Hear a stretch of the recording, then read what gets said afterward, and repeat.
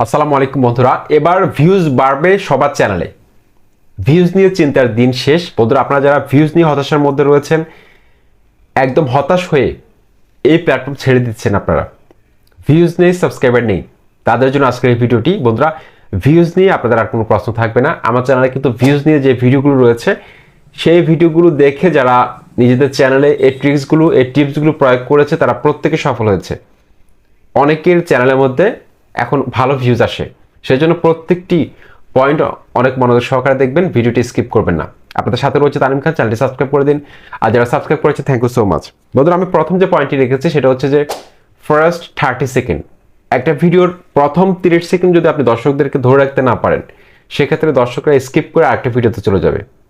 তাই প্রথম 30 সেকেন্ডে আপনি কি বলবেন দর্শকদেরকে আকৃষ্ট করার জন্য, প্রথম 30 সেকেন্ডে আপনি দর্শকদেরকে এমনভাবে আকৃষ্ট করবেন ভিডিওর মধ্যে ধরে রাখার জন্য, যাতে করে দর্শকরা পুরো ভিডিওটি না দেখলেও ভিডিওটির অর্ধেক দেখার আগ্রহ প্রকাশ করে।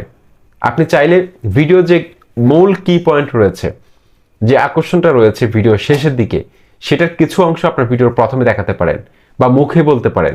সেক্ষেত্রে দর্শকরা মনে করবে যে এই ভিডিওটার মধ্যে আমরা আনকমন কিছু পেতে যাচ্ছি, নতুন কিছু আমরা পেতে যাচ্ছি, যেটা আমরা খুঁজতেছি। সেজন্য ভিডিওর প্রথম 30 সেকেন্ডে এমনভাবে উপস্থাপন করবেন, অযথা কথা পরিহার করে এমনভাবে উপস্থাপন করে যাতে করে দর্শকরা আপনার ভিডিওটি দেখতে বাধ্য হয়। এতে করে দেখবেন যে আপনার ভিডিওর অডিয়েন্স রিটেনশন বাড়বে।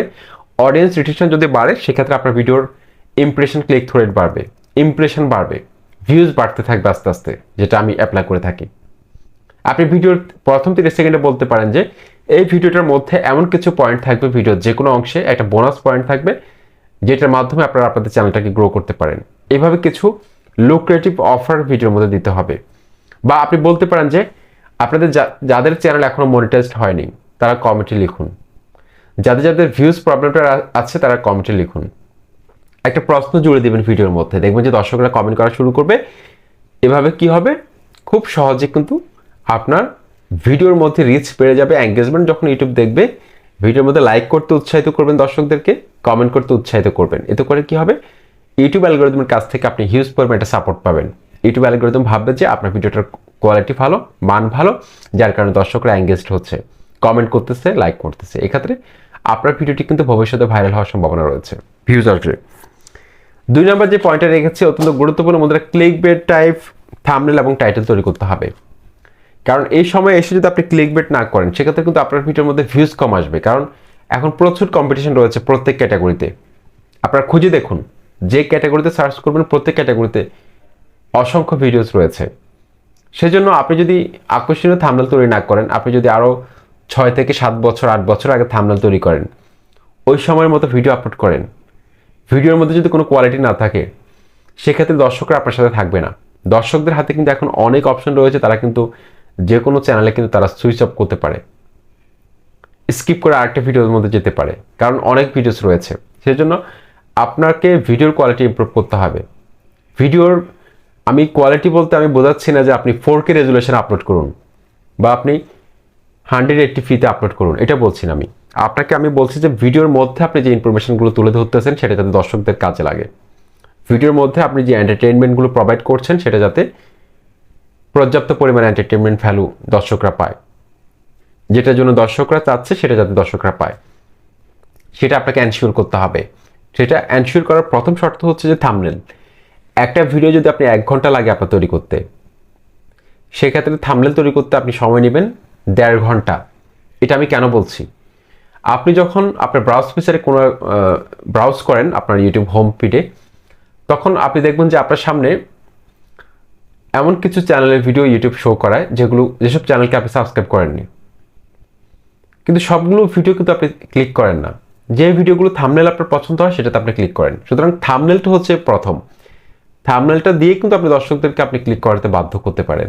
তারপর ভিডিও কোয়ালিটির কথা চিন্তা করুন। তাই প্রথমে থাম্বনেল কোয়ালিটি কীভাবে ইমপ্রুভ করবেন সেটা শিখবেন, আর প্রফেশনাল থাম্বনেল তৈরি করাটা শিখবেন, যেটা নিয়ে আমার চ্যানেলে কিন্তু ভিডিও আসতেছে, আপনারা দেখতে পারবেন।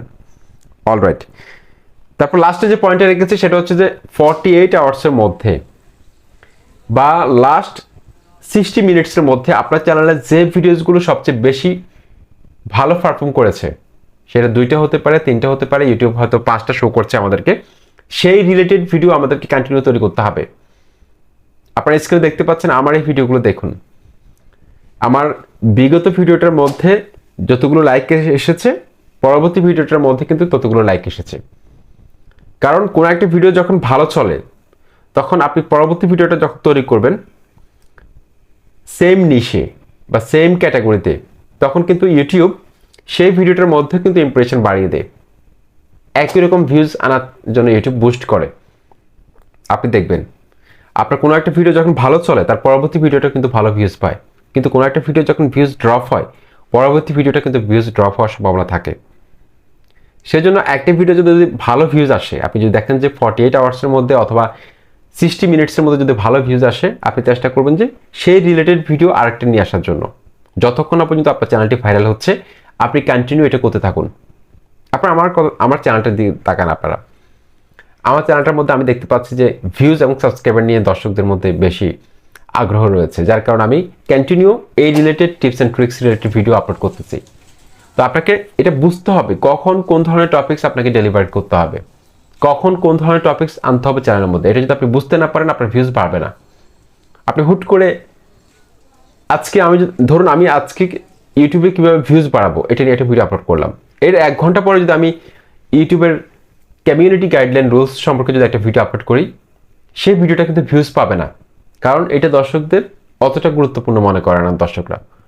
দর্শকরা গুরুত্বপূর্ণ মনে করে কীভাবে 4 ঘন্টা কমপ্লিট করবো দ্রুত সময়ের মধ্যে, 1000 সাবস্ক্রাইবার নিয়ে আসবো, ভাইরাল করবো, ভিউজ বাড়াবো, এগুলো গুরুত্বপূর্ণ মনে করে। সেজন্য কন্টেন্ট সিলেকশনের ক্ষেত্রে আমাদেরকে অবশ্যই সতর্ক হতে হবে, তাহলে কিন্তু আমাদের চ্যানেলে ভিউজ বাড়বে। আশা করছি প্রত্যেকটি পয়েন্ট অত্যন্ত গুরুত্বপূর্ণ। আপনারা অ্যাপ্লাই করবেন আপনাদের চ্যানেলে। কমেন্ট করে আমাকে জানাবেন আপনারা সফল হয়েছেন কিনা। লাইক কমেন্ট করে সাথে থাকবেন। আসসালামু আলাইকুম।